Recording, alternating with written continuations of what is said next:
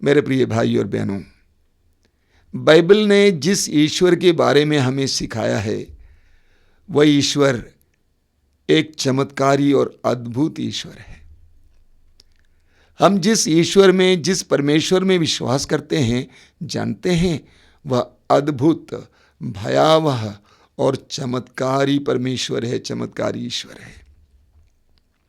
Bible के पहले पन्ने से लेकर अंतिम पन्ने तक ये बात स्पष्ट हो जाती है कि हमारा प्रभु चमत्कारी प्रभु है। बाइबल का पहला ग्रंथ उत्पत्ति ग्रंथ, उसके पहले अध्याय में सृष्टि रचना की कहानी है। किस तरह ईश्वर ने सारी सृष्टि की रचना की, इसकी कहानी है। वहां पर हम पढ़ते हैं, ईश्वर ने कहा और सृष्टि की रचना हुई। ईश्वर ने कहा। ईश्वर के वचन में सामर्थ्य है। इस्यास नबी अध्याय 55 वाक्य 11 में प्रभु कहते हैं, मेरे मुख से जो वाणी निकलती है बिना अपना उद्देश्य पूरा किए मेरे पास नहीं लौटती है। मेरी वाणी अपना उद्देश्य पूरा करके ही वापस लौटती है। इस्यास नबी अध्याय 45 वाक्य 23 में प्रभु कहते हैं, मेरे मुख से निकलने वाला शब्द सच्चा और अपरिवर्तनीय है, बदलने वाला नहीं है, सामर्थ्यपूर्ण, सच्चा। इब्रानियों की पत्र के अध्याय 4 वाक्य 12 में संत पौलुस कहते हैं, ईश्वर का वचन जीवित, सशक्त और दुधारी तलवार से भी तेज है। प्रभु का वचन जीवित है, सशक्त है, क्रियाशील है। आप पढ़ेंगे यिर्मयाह नबी के ग्रंथ के अध्याय 23 उसके वाक्य 29 में प्रभु कहते हैं कि मेरी वाणी आग की तरह है, मेरी वाणी हथौड़े की तरह है। प्रभु यीशु स्वयं अपने वचन के बारे में कहते हैं, आकाश और पृथ्वी टल जाए तो टल जाए, लेकिन मेरी वाणी नहीं टलेगी, मेरा वचन नहीं टलेगा। तो उत्पत्ति ग्रंथ में हम पढ़ते हैं, ईश्वर ने कहा प्रकाश हो जाए और प्रकाश हो गया। ईश्वर ने कहा प्रकाश हो जाए और प्रकाश हो गया। ईश्वर ने कहा पृथ्वी हरियाली से ढक जाए, लहलहाए, ऐसा ही हुआ। ईश्वर ने कहा और हुआ। इससे बड़ा कौन सा चमत्कार हो सकता है? ईश्वर के शब्द के द्वारा ईश्वर सारी सृष्टि की रचना करता है। हमारा ईश्वर चमत्कारी ईश्वर है। ईश्वर ने इब्राहिम को बुलाया एक नई प्रजा को सृष्टि करने के लिए, और ईश्वर ने इब्राहिम को 100 साल की उम्र में एक संतान दी। कभी आपने सुना है कि 100 साल की उम्र में किसी ने संतान उत्पन्न किया है? किया ईश्वर ने। इब्राहिम की पत्नी सारा तक हंस पड़ी, मेरा शरीर मुरझा गया है, क्या मैं अपने पति के साथ रमण कर पाऊंगी? क्या मैं मां बन पाऊंगी? अविश्वसनीय कार्यों को ईश्वर संभव कर देता है। ईश्वर ने इस्राएली जनता को मिस्र देश की गुलामी से बचाने के लिए चमत्कार पर चमत्कार प्रकट किया। नील नदी के जल को रक्त में बदल दिया, लाल समुद्र को 2 भागों में विभाजित किया। ईश्वर ने आसमान से मन्ना बरसाया, कई वर्षों तक अपनी जनता को खिलाया। ईश्वर ने चट्टान से जल निकाला। ईश्वर ने यरदन नदी को 2 भागों में विभाजित किया। प्रभु यीशु को लीजिए, प्रभु यीशु ने अंधों को आंखें दी, बहरों के कान खोल दिए। प्रभु यीशु ने जन्मांध को आंखें दी। प्रभु यीशु ने मृतकों को जिंदा किया, मरे हुए लाजरुस को चौथे दिन जिंदा किया, जायरुस की बेटी को जिंदा किया, नाइम की विधवा के पुत्र को जिंदा किया। और प्रभु यीशु के शिष्यों ने भी वही सारे कार्य किए। और वह ईश्वर कल, आज और अनंत काल तक एक सा है। इब्रानी अध्याय 13 वाक्य 8 में संत पौलुस कहते हैं, वही क्रिस्त कल, आज और अनंत काल तक एक है। वो चमत्कारी परमेश्वर आज भी चमत्कारी है। आज भी यीशु के नाम पर बड़े बड़े चिन्ह और चमत्कार प्रकट हो जाते हैं। आपने देखा होगा कई लोगों के जीवन में कई दासों के द्वारा प्रभु कैसे बड़े बड़े कार्य संपन्न करते हैं।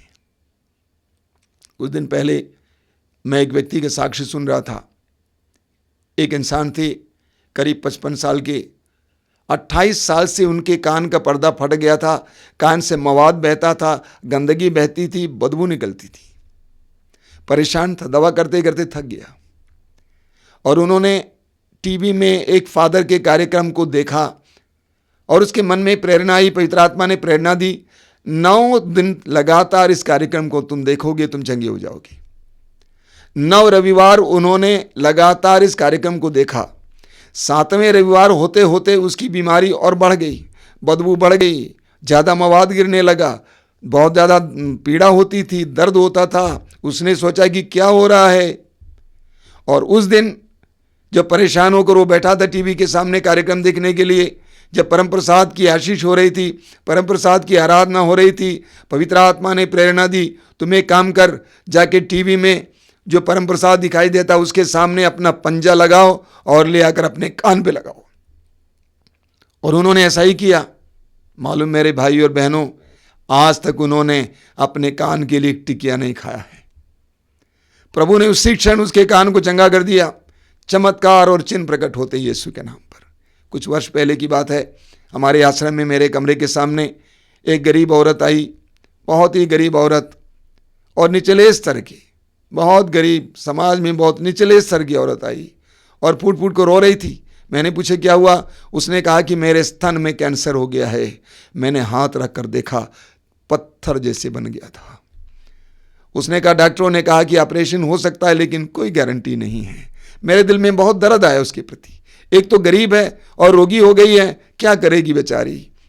मैंने थोड़ी सी प्रार्थना की। उसके बाद मैंने कहा, बेटा सुन, दर्शन भवन में प्रभु यीशु तुम्हारा इंतजार कर रहे हैं, रोज आना, प्रभु के सामने बैठना। और वो नारी रोज आती थी, प्रभु के सामने बैठती थी, दुआ करती थी। मालूम आपको, 2 महीने के बाद रविवार के दिन सत्संग के समय वो मंच पर आई, खड़ी होकर उसने सबके सामने कहा, मेरे स्तन में कैंसर था, प्रभु यीशु ने मुझे चंगा किया। आज दुनिया भर में प्रभु यीशु के नाम पर बड़े बड़े चिन्ह और चमत्कार प्रकट होते हैं। बड़े बड़े चिन्ह, ये छोटे छोटे चिन्ह हैं, छोटी छोटी चंगाई हैं जिसके बारे में मैंने आपसे कहा। बड़े बड़े चिन्ह और चमत्कार होते हैं। टीवी कैमरा के सामने रोगी चंगे होते हुए मैंने देखा है। कैमरा चल रहा है, रोगी परेशान है, अस्पताल से लाया जाता है, चंगाई प्राप्त करता है। हमारा परमेश्वर चमत्कारी परमेश्वर है, अद्भुत परमेश्वर है, भयावह परमेश्वर है। और जानते ही मेरे भाई और बहनों, वो परमेश्वर आज आप और मेरे जीवन में भी चमत्कार करना चाहता है। उसका स्वभाव बदला नहीं है। वो तब भी चमत्कारी था, आज भी चमत्कारी है। उसका स्वभाव नहीं बदला है। वो आज भी हमारे जीवन में चमत्कार और चिन्ह प्रकट करना चाहता है। उस समय भी आज भी उसका मनुष्यों के प्रति उतना ही प्रेम है जितना उस समय था। वो हमारे जीवन में भी चमत्कार और चिन्ह प्रकट करना चाहता है। लेकिन आज प्रभु हमारे सामने एक शर्त रखते हैं। वो शर्त क्या है? योशुआ का ग्रंथ अध्याय 3 वाक्य 5। योशुआ का ग्रंथ अध्याय 3 वाक्य 5 प्रभु कहते हैं, तुम अपने को पवित्र बनाए रखो और कल प्रभु तुम्हारी आंखों के सामने चमत्कार करेगा। तुम अपने आप को पवित्र बनाए रखो और कल प्रभु तुम्हारी आंखों के सामने चमत्कार करेगा। प्रभु कहते हैं कि मैं तुम्हारे जीवन में चमत्कार करना चाहता हूं, मैं तुम्हारे जरिए चमत्कार करना चाहता हूं, मैं तुम्हारे परिवार में चमत्कार करना चाहता हूं, लेकिन तुम अपने आप को पवित्र बनाए रखो। तुम अपने आप को पवित्र बनाए रखो। आज हम इस पर मनन करेंगे। मैं 3 बिंदुओं को उठा रहा हूं। सबसे पहले अपने हृदय को पवित्र रखना, अपने मन को पवित्र रखना। हम पढ़ते हैं यिर्मयाह नबी का ग्रंथ अध्याय 17 उसके वाक्य 9 में पढ़ते हैं, मनुष्य का हृदय सबसे कपटी और अविश्वसनीय है, उसकी थाह कौन ले सकता है। मनुष्य का हृदय सबसे कपटी और अविश्वसनीय है, उसकी थाह कौन ले सकता है। बाहर से अच्छा कपड़ा पहना हुआ है, सुंदर सा चेहरा है, मुस्कुराता है, अच्छी बोली बोलता है, लेकिन अंदर प्रभु कहते हैं कपटी और अविश्वसनीय, गंदगी से भरा हुआ, वासना, लालच, ईर्ष्या, जलन, क्रोध, दुश्मनी, बैर। कैसे चमत्कार हो सकता है? मत्ती के सुसमाचार के अध्याय 5 वाक्य 8 में प्रभु यीशु कहते हैं, धन्य है वे जिनका हृदय निर्मल है, वे ईश्वर के दर्शन करेंगे। धन्य है वे जिनके हृदय निर्मल है, वे ईश्वर के दर्शन करेंगे।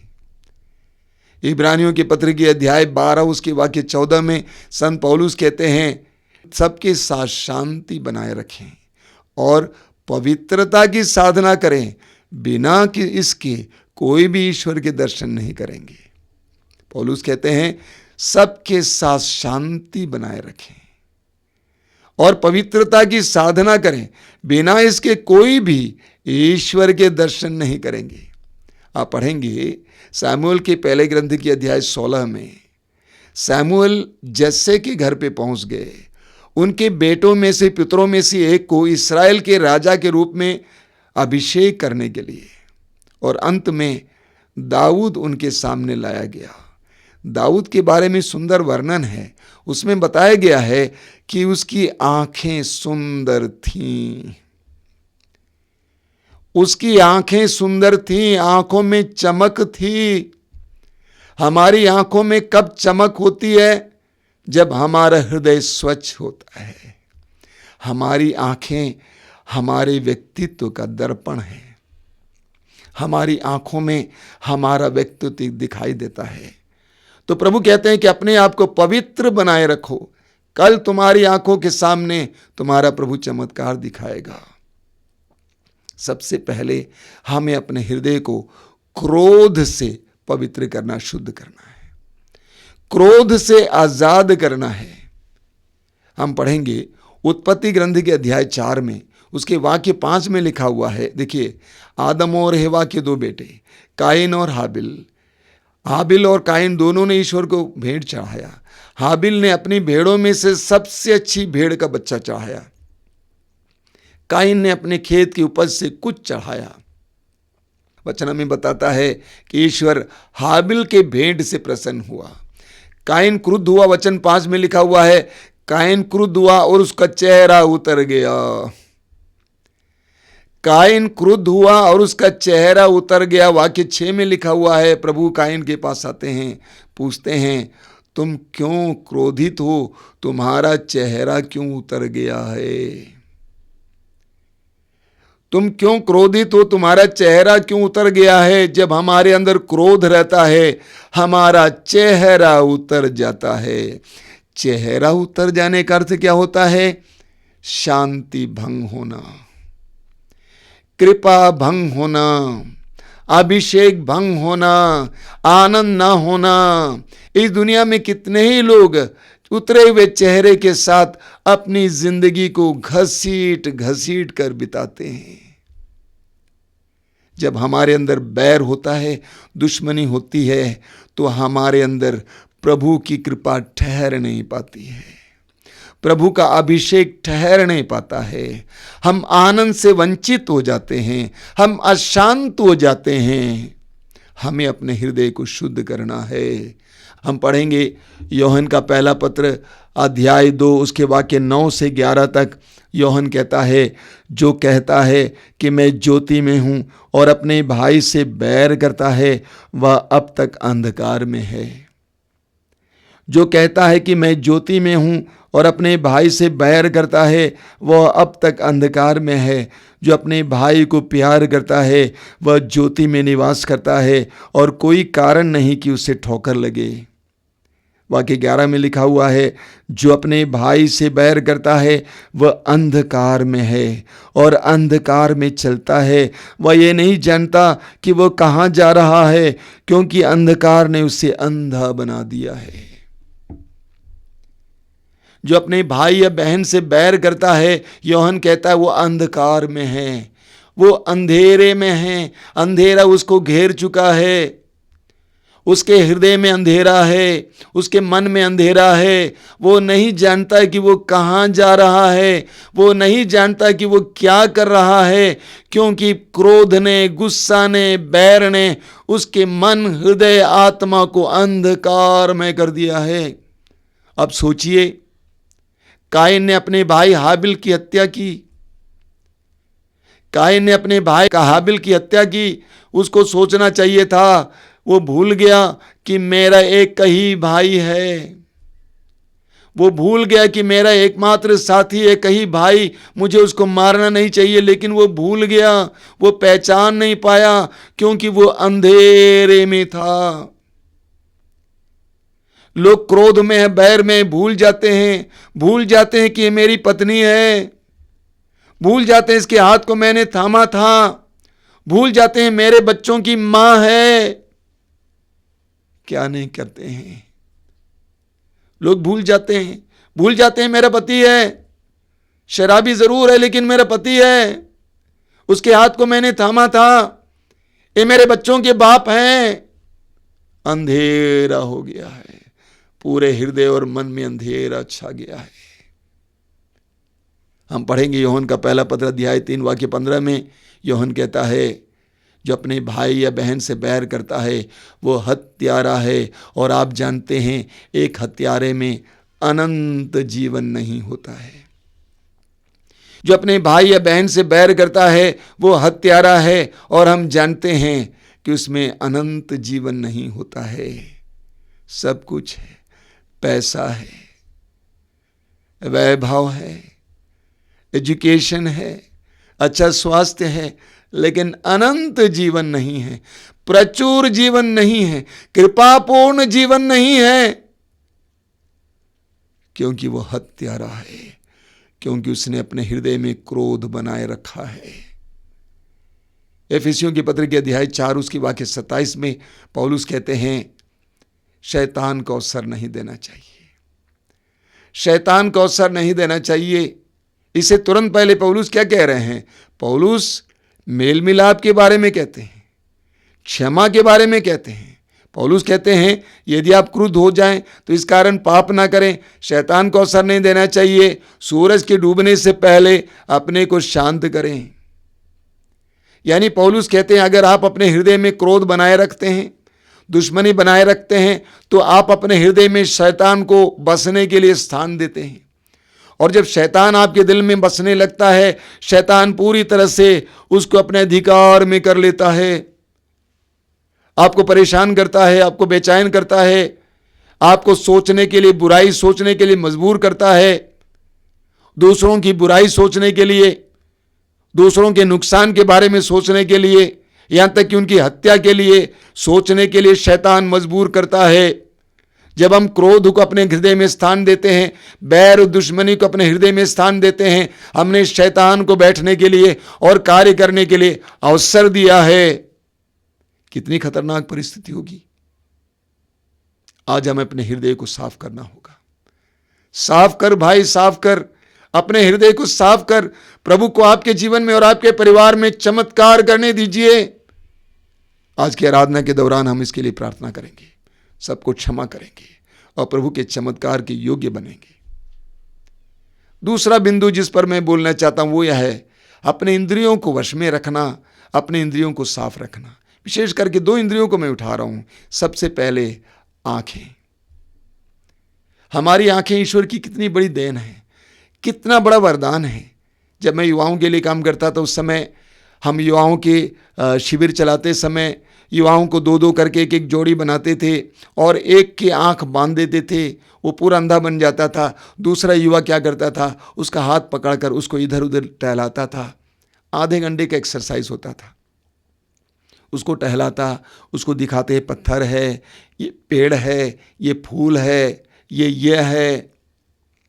जब आधे घंटे के बाद हम उनको वापस बुलाते थे और विशेष करके उन बच्चों की आंखों को बांधा हुआ था, उनसे पूछते थे कि आपका क्या अनुभव है। विश्वास कीजिए अधिकतर लड़के लड़कियां रो पड़ते थे।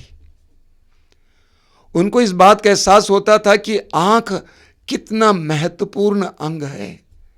लेकिन जानते हैं हम इन आंखों को कितना गलत इस्तेमाल करते हैं। एक बार मैं पवित्र वचन पर मनन कर रहा था, मत्ती के सुसमाचार अध्याय 5 उसके वाक्य 29 में, वहाँ पे लिखा हुआ है, प्रभु यीशु कहते हैं, यदि तुम्हारी दाहिनी आंख तुम्हारे लिए पाप का कारण बने, उखाड़ कर फेंक दो। यदि तुम्हारा दाहिना हाथ तुम्हारे लिए पाप का कारण बने, काट कर फेंक दो। तो मैं पूछ रहा था प्रभु से, प्रभु क्या मैं अपनी आंखों से इतना बड़ा पाप कर सकता हूं कि उसको उखाड़ कर फेंकना होगा?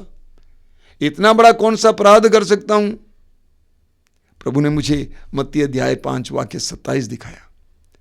वहां पर क्या लिखा हुआ है? प्रभु यीशु कहते हैं, तुमने सुना है, कहा गया है, व्यभिचार मत करो। तुमने सुना है, कहा गया है, व्यभिचार मत करो। मैं तुमसे कहता हूं, यदि कोई पुरुष एक नारी को बुरी इच्छा से देखता है तो उसने अपने दिल में उसके साथ व्यभिचार किया है। यहूदियों के लिए यह 10 नियम बहुत कठोर थे। 10 नियमों में से एक 6वां नियम व्यभिचार मत करना। जो व्यभिचार में पकड़ा जाता था उसको मौत की सजा सुनाई जाती थी। प्रभु यीशु उस व्यभिचार नियम का एक नई व्याख्या दे रहे हैं, एक बहुत ही कठोर व्याख्या दे रहे हैं। प्रभु कहते हैं, तुमने सुना है व्यभिचार मत करो, लेकिन मैं तुमसे कहता हूं, जो एक नारी को बुरी इच्छा से देखता है उसने अपने मन में व्यभिचार कर लिया है। प्रभु ने मुझे दाऊद की याद दिलाया। सामुएल का दूसरा ग्रंथ अध्याय 11 में दाऊद के पतन के बारे में लिखा हुआ है। आप जानते हैं, दाऊद इस्राएल का यशस्वी राजा था, सबसे यशस्वी राजा था। 40 साल तक उसने इस्राएल पर शासन किया था। ईश्वर के दिल में उसके प्रति बहुत जगह थी, लेकिन दाऊद ने अपराध किया, पाप किया। वचन में लिखा हुआ है कि शाम के समय दाऊद अपने महल के छत पर टहल रहा था। उसने देखा एक नारी नहा रही है और उस नारी के नंगे बदन ने दाऊद को परेशान किया। दाऊद देखता रहा, देखता रहा।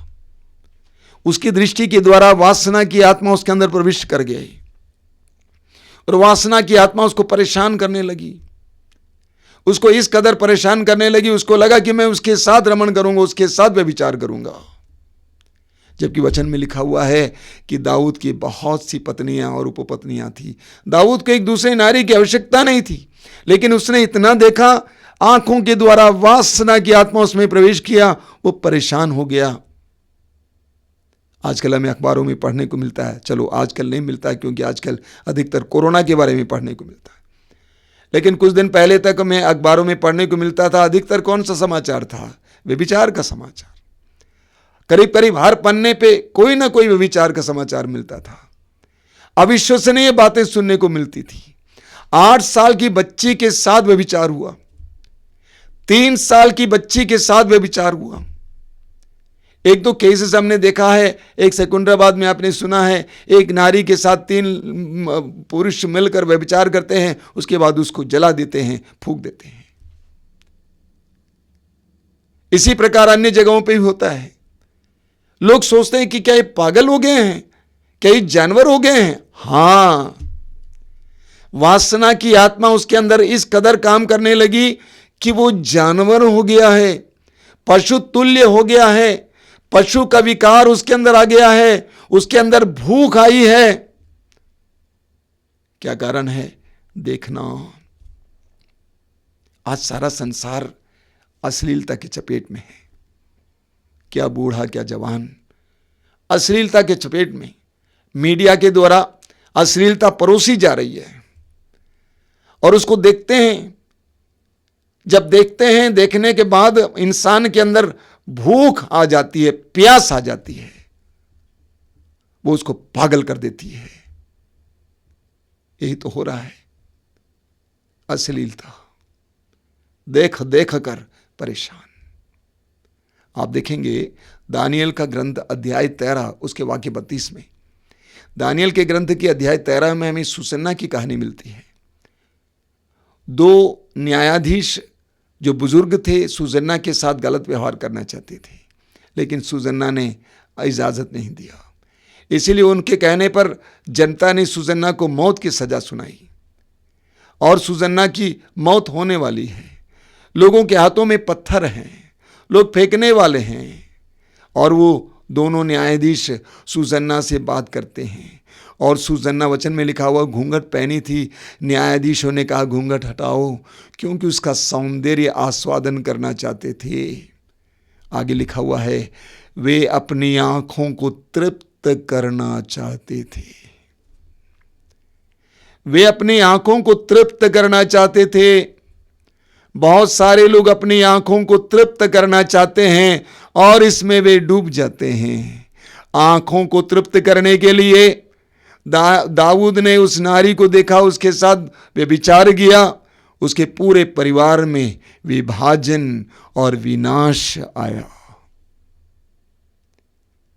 आंखों को तृप्त करना खतरनाक है। आंखों को अपने वश में रखना, प्रभु यीशु कहते हैं उखाड़ कर फेंक दो। मतलब क्या है? वश में रखना। एक जवान भाई मेरे पास आया, उसने कहा कि स्वामी जी मेरे लिए दुआ कीजिए। मैंने कहा क्या बात है? मैं सब कुछ में सेक्स देखता हूं, क्योंकि उसको बहुत ज्यादा अश्लीलता देखने की आदत हो गई है, सर्वत्र उसको सेक्स दिखाई देता है। उसने कहा कि मैं अपनी मां को भी अच्छे नजरिए से देख नहीं पाता हूं, मेरे लिए दुआ कीजिए। रो रहा था वो। इंसान अश्लीलता के चपेट में आ गया है। हमें क्या करना है? आप पढ़ेंगे स्तोत्र 34 उसके वाक्य 6 में, स्तोत्र 34 वाक्य 6 में लिखा हुआ है प्रभु की ओर दृष्टि लगाओ और आनंदित हो। प्रभु की ओर दृष्टि लगाओ और आनंदित हो। अंग्रेजी में इसका अनुवाद है look to him and be radiant, यानी प्रभु की ओर दृष्टि लगाओ और प्रकाशमान हो जाओ। हम जितना प्रभु की ओर दृष्टि लगाएंगे उतना प्रकाशमान हो जाएंगे, वरना हमारी आंखें खराब होती जाएंगी। वचन में लिखा हुआ है मत्ती के सुसमाचार के अध्याय 6 उसके वाक्य 22 और 23 में प्रभु यीशु कहते हैं, मत्ती अध्याय 6 वाक्य 22 और 23 में प्रभु यीशु कहते हैं आंख शरीर का दीपक है। आंख शरीर का दीपक है। यदि आंख स्वस्थ है तो पूरा शरीर प्रकाशमान होगा, लेकिन अगर आंख ही खराब है तो पूरा शरीर अंधकार में हो जाएगा। इन आंखों को वश में लाना है। इसको तृप्त नहीं कर सकते हम, उस तृप्ति में हम बर्बाद हो जाएंगे। इसीलिए हमें प्रभु की ओर दृष्टि लगाना है। हमारे आश्रम में बहुत सारे युवक युवतियां आते हैं यही समस्या लेकर। मैं उनसे कहता हूं 1-2 सप्ताह यहां रहो, रोज आराधना में प्रभु के सामने बैठो। वे प्रभु की ओर दृष्टि लगाते हैं, आराधना करते हैं, प्रार्थना करते हैं, पूरी तरह से शुद्ध होकर घर वापस जाते हैं और एक पवित्र जीवन जीना शुरू करते हैं। स्तोत्रकार कहता है स्तोत्र 121 में उसके वाक्य 1 में, मैं अपनी आंखें पर्वतों की ओर उठाता हूं। मैं अपनी आंखें पर्वतों की ओर उठाता हूं, क्या वहां से मुझे सहायता मिली? जिसने स्वर्ग और पृथ्वी को बनाया वही मेरी सहायता करता है। मैं अपनी आंखें पर्वतों की ओर उठाता हूं। हमें बार बार ये कहना है, मैं अपनी आंखें पर्वतों की ओर उठाता हूं। जब हमारी नजरें यहां वहां जाती हैं, मैं अपनी आंखें पर्वतों की ओर उठाता हूं। मैं अपनी आंखें पर्वतों की ओर उठाता हूं। तीसरा बिंदु है जिस पर मैं बोलना चाहता हूं, वो है अपनी जुबान को वश में रखना। अपने जुबान को वश में रखना। बोलने की शक्ति कितनी बड़ी ताकत है, कितना बड़ा वरदान है। आप बोल सकते हैं, आप अपने मन को प्रकट कर सकते हैं, आप गूंगे नहीं हैं, आप पढ़ सकते हैं, गा सकते हैं, कितना बड़ा वरदान है। लेकिन इसी वरदान को हम कैसे गलत इस्तेमाल करते हैं, इसको वश में रखना है। मत्ती के सुसमाचार उसके अध्याय 12 वाक्य 36 और 37 में, मत्ती 12, 36 और 37 में प्रभु यीशु कहते हैं, प्रभु ने कहा मैं तुमसे कहता हूं न्याय के दिन मनुष्यों को अपने हर निकम्मी बात के लिए लेखा देना पड़ेगा।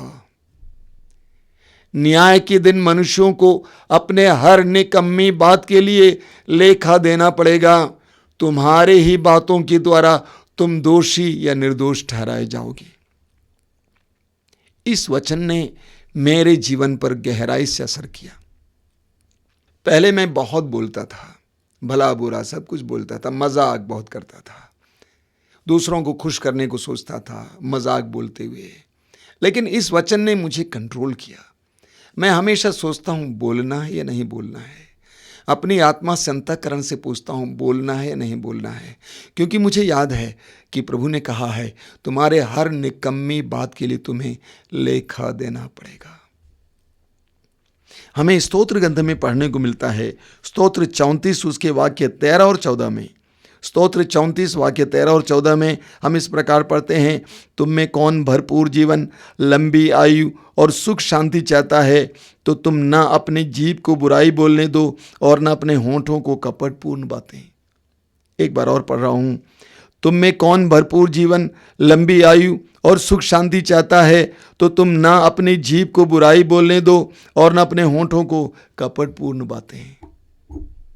प्रभु कहते हैं यदि तुम लंबी उम्र और सुख शांति चाहते हो, अपनी जुबान को कपटपूर्ण बातें और बुराई बोलने ना दो। अपनी जुबान को कंट्रोल में रखो। मत्ती के सुसमाचार के अध्याय 13 उसके वाक्य 37 में प्रभु यीशु बीज बोने वाले के दृष्टांत का अर्थ समझाते हुए कहते हैं, बोने वाला मानव पुत्र है और बीज ईश्वर का वचन है। प्रभु यीशु अपने बारे में कहते हैं कि मैं ईश्वर का वचन बोता हूं।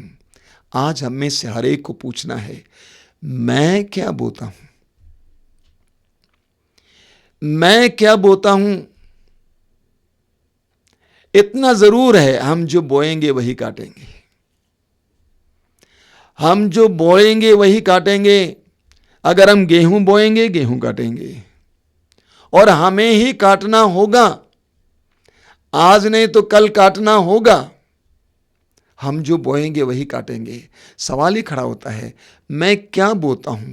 अपनी वाणी के द्वारा, अपनी बोली के द्वारा, अपनी जुबान के द्वारा मैं क्या बोते जा रहा हूं? एक समय आएगा मुझे काटना होगा।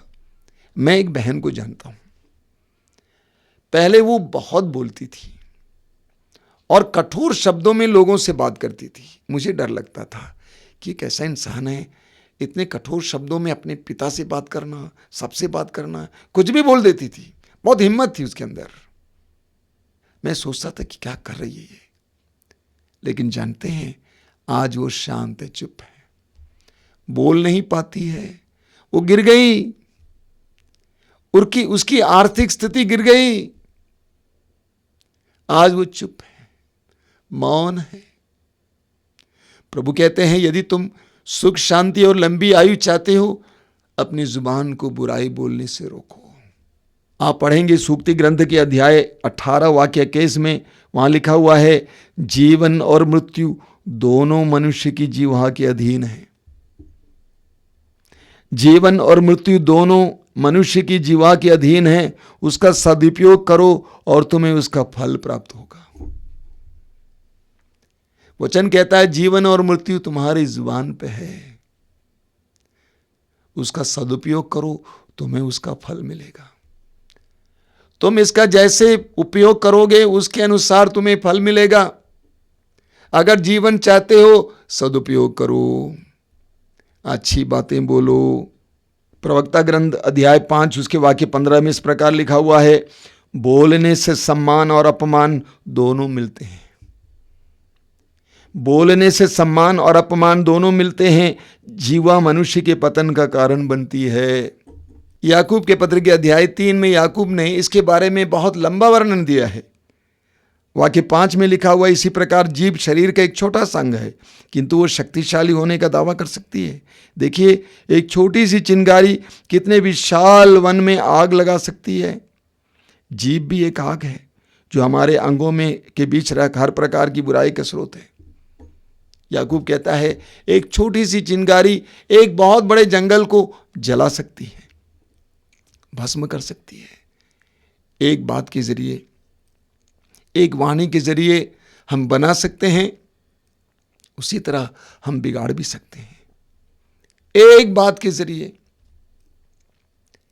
एक वाणी के जरिए कैसे परिवार उजड़ जाते हैं, रिश्ते टूट जाते हैं, शक पैदा हो जाती है, पति पत्नी का तिरस्कार करने लगते हैं। एक वाणी के जरिए किसी ने कह दिया, जानते हो तुम्हारी पत्नी किसी की ओर जाती है, किसके पास जाती है, शक उत्पन्न हो गई, परिवार टूट गया। तो संत याकूब कहते हैं कि हमारी जुबान कितनी खतरनाक हो सकती है। लिखा हुआ है आगे 7 में, हर प्रकार के पशु और पक्षी, रेंगने वाले और जलचर जीव जंतु सबके सब मानव जाति द्वारा वश में किए जा सकते हैं या वश में किए जा चुके हैं, किंतु कोई मनुष्य अपनी जीभ को वश में नहीं कर सकता। वह एक ऐसी बुराई है जो कभी शांत नहीं रहती और प्राणघातक विष से भी भरी हुई है। देखिए आगे लिखा हुआ कि 9 में, हम उससे अपने प्रभु एवं पिता की स्तुति करते हैं और उसी से मनुष्यों को अभिशाप देते हैं जिन्हें ईश्वर ने अपना प्रतिरूप बनाया है। एक ही मुख से स्तुति निकलती है और अभिशाप भी। मेरे भाइयों, ये उचित नहीं है। याकूब कहते हैं उसी जुबान से आप ईश्वर की स्तुति करते हैं, ईश्वर से प्रार्थना करते हैं, ईश्वर की आराधना करते हैं, लेकिन उसी जुबान से बुराई भी निकलती है। याकूब कहता है ऐसा नहीं होना चाहिए। हम पढ़ते हैं सूक्ति ग्रंथ के अध्याय 13 उसके वाक्य 3 में प्रभु का वचन कहता है, जो अपने जीवा पर नियंत्रण रखता वो सुरक्षित है। जो अपने जीवा पर नियंत्रण रखता वो सुरक्षित है, किंतु जो व्यर्थ की बातें करता वो नष्ट हो जाता है। कितना सशक्त वचन है। जो अपने जीवा को वश में रखता है वो सुरक्षित है, लेकिन जो अपने जीवा पर ऊपर अधिकार नहीं रखता है वो विनाश की ओर जाता है। आप पढ़ेंगे प्रवक्ता ग्रंथ के अध्याय 28 उसके वाक्य 14 में, बहुत जबरदस्त वचन है। क्या लिखा हुआ है? चिंगारी पर फूंक मारो और वो भड़केगी। चिंगारी पर फूंक मारो वो भड़केगी, उस पर थूक दो और वो बुझ जाएगी। दोनों तुम्हारे मुंह से निकलते हैं। एक बार और पढ़ना चाहता हूं। चिंगारी पर फूंक मारो और वो भड़केगी, उस पर थूक दो और वो बुझेगी। दोनों तुम्हारे मुंह से निकलते हैं। चिंगारी पर फूंक मारेंगे, भड़केगी, उस पर थूक देंगे, वो बुझ जाएगी। दोनों तुम्हारे मुंह में है। भलाई और बुराई दोनों तुम्हारे मुंह में है। पत्नी ने खाना बनाया, कुछ ज्यादा नमक हो गया, चिल्लाने लगा, कैसा खाना बनाती हो, कौन खा सकता है? अरे भूल गए भाई, कई वर्षों से वो तुमको खिला रही है, तू बड़ी चाव से खाता रहा। उस समय तुमने बोले, पहले तू खाता था, बच्चे खाते थे, उसके बाद ही ना वो खाती थी, और तू चिल्लाया कैसे खाना पकाती हो, कौन खाएगा? भूल गए? उसने इतनी सेवा की, तुमने उस पर थूक दिया। उसके दिल में जो तुम्हारे प्रति उत्साह था, तेरे बच्चों के प्रति उत्साह था, परिवार के प्रति उत्साह था, बुझ गया एक शब्द के द्वारा। दूसरी तरह से भी बोल सकते हो, बोल सकते थे, रीता क्या भाई नमक कुछ ज्यादा हो गया, कोई बात नहीं। कितना फर्क है, कितना फर्क है। अपनी बोली के द्वारा हम दूसरे के उत्साह को बुझा सकते हैं या उसके उत्साह को बढ़ा सकते हैं। सकारात्मक बनिए। लोगों से भलाई चाहते हैं, सेवा चाहते हैं, सकारात्मक बनिए। चिल्लाइए मत, अपने गुस्से को उसके ऊपर मत उतारिए। प्यार से बोलिए, बेटा अच्छा कर सकते हो, करेगा, क्यों नहीं करेगा। ये दोनों आपके मुंह में है। आप किसी को तोड़ सकते हैं, आप किसी को बना भी सकते हैं। एफेसियों के पत्र के अध्याय 4 उसके वाक्य 29 में बहुत सुंदर वचन है। संत पौलुस कहते हैं, आप वही बोलें जो दूसरों के कल्याण में आए। आपके मुख से कोई अश्लील बात नहीं, बल्कि ऐसे शब्द निकलें जो अवसर के अनुरूप दूसरों के निर्माण तथा कल्याण में सहायक हो। आपके मुंह से कोई अश्लील बात नहीं, बल्कि ऐसे शब्द निकलें जो अवसर के अनुरूप दूसरों के निर्माण तथा कल्याण में सहायक हो। स्तोत्र 141 उसके वाक्य 3 में स्तोत्रकार क्या कहता है? प्रभु मेरे मुख पर पहरा बैठा, मेरे होंठों के द्वार की रखवाली कर। कितनी सुंदर प्रार्थना है। हमारी भी ये प्रार्थना होनी चाहिए। प्रभु मेरे मुख पर पहरा बैठा, मेरे होंठों के द्वार की रखवाली कर। हमारे मुंह से ऐसे शब्द ना निकले जो दूसरों को दुख दें, दूसरों को तोड़ दें। ऐसे शब्द निकले जो कल्याणकारी हो। इसीलिए स्तोत्रकार कहता है, मेरे मुख पर पहरा बैठा। मुझे अपनी जुबान को कंट्रोल में रखने की ताकत दे, शक्ति दे, यही कह रहे हैं। कितनी सुंदर प्रार्थना है। स्तोत्र 19 उसके वाक्य 15 में स्तोत्रकार कहता है, प्रभु तू मेरी चट्टान और मुक्तिदाता है, तू मेरी चट्टान और मुक्तिदाता है। आगे सुनिए, मेरे मुख से जो शब्द निकलते हैं और मेरे मन में जो विचार उठते हैं वे सब के सब तुझे प्रिय लगे। मेरे मुख से जो शब्द निकलते हैं और मेरे मन में जो विचार उठते हैं वे सब के सब तुझे प्रिय लगे। मेरे पीछे दोहराइए, मेरे मुख से जो शब्द निकलते हैं और मेरे मन में जो विचार उठते हैं वे सब के सब तुझे प्रिय लगे। ये हमारी प्रार्थना होनी चाहिए कि प्रभु मेरे मुख से जो शब्द निकलते हैं और मेरे मन में जो विचार उठते हैं वे सब के सब तुझे प्रिय लगे। मेरे मुख से जो शब्द निकलते हैं और मेरे मन में जो विचार उठते हैं वे सब के सब तुझे प्रिय लगे। मेरे प्रिय भाई और बहनों, आज हमें पवित्रता के लिए प्रार्थना करनी है, शुद्धता के लिए प्रार्थना करनी है, अपने हृदय, जुबान और आंखों में पवित्रता के लिए। बहुत सुंदर है। मत्ती के सुसमाचार अध्याय 8 उसके वाक्य 1 और 2 में हम पढ़ते हैं, एक कोढ़ी यीशु के पास आता है, कहता है, प्रभु आप चाहें तो मुझे शुद्ध कर सकते हैं, आप चाहें तो मुझे शुद्ध कर सकते हैं। हाँ, ये सच्चा है, ये सच्चाई है। हाँ, यही सच्चाई है। प्रभु यीशु ही हमें शुद्ध कर सकते हैं, प्रभु यीशु ही हमें पवित्र कर सकते हैं। एजेकियल नबी के ग्रंथ के अध्याय 36 में उसके वाक्य 25 में प्रभु कहते हैं, मैं तुम पर पवित्र जल छिड़कूंगा और तुम्हारे सारे देवदूषणों से तुम्हें शुद्ध करूंगा। प्रभु हमें शुद्ध कर सकते हैं। आज हम उनसे प्रार्थना करेंगे। आंखें बंद कीजिए। प्रभु यीशु, तूने कहा मैं यही चाहता हूं, शुद्ध हो जाओ। मैं यही चाहता हूं, शुद्ध हो जाओ। मैं यही चाहता हूं, शुद्ध हो जाओ। आज मैं महसूस करता हूं कि मैं कितना अशुद्ध हूं। मैं तो बराबर तुझसे प्रार्थना करता था चमत्कार के लिए, चिन्ह के लिए, चंगाई के लिए, लेकिन तेरे वचन में आज मैंने सुना है, अपने को पवित्र बनाए रखो। प्रभु तुम्हारी आंखों के सामने कल चमत्कार करेगा। अपने को पवित्र बनाए रखने के लिए और तेरे चमत्कारों के लिए सक्षम बनने के लिए, समर्थ बनने के लिए, योग्य बनने के लिए मुझे कृपा दीजिए। प्रभु इतनी हिम्मत दीजिए कि मैं अपने अंदर जो गंदगी है तेरे सामने उंडेल दूं और मैं पूरी तरह से स्वतंत्र हो जाऊं।